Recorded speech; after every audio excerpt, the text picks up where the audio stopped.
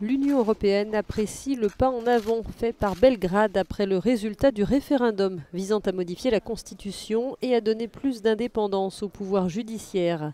Le chef de la diplomatie européenne, Josep Borrell, et le commissaire à l'élargissement ont rencontré la première ministre serbe dans le cadre d'un conseil UE-Serbie qui s'est tenu à Bruxelles.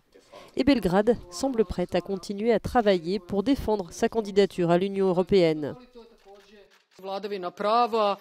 L'état de droit, les réformes de l'administration publique, les réformes économiques, l'agenda vert sont nos principales priorités, dit la Première ministre, pour pouvoir intégrer l'Europe.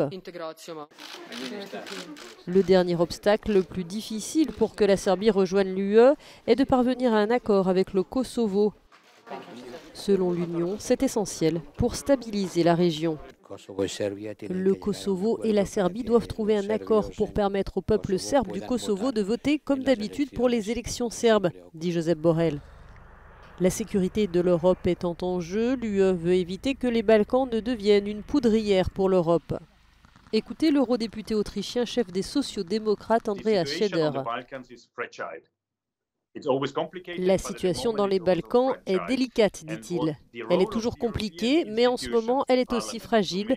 Et le rôle des institutions, du Parlement, de la Commission et du Conseil doit être d'avoir de bons contacts avec tout le monde et de faire en sorte que la région elle-même se calme et coopère. L'Union européenne compte sur Belgrade pour atténuer le discours révisionniste de la Republika Srpska en Bosnie-Herzégovine sur le génocide des années 90.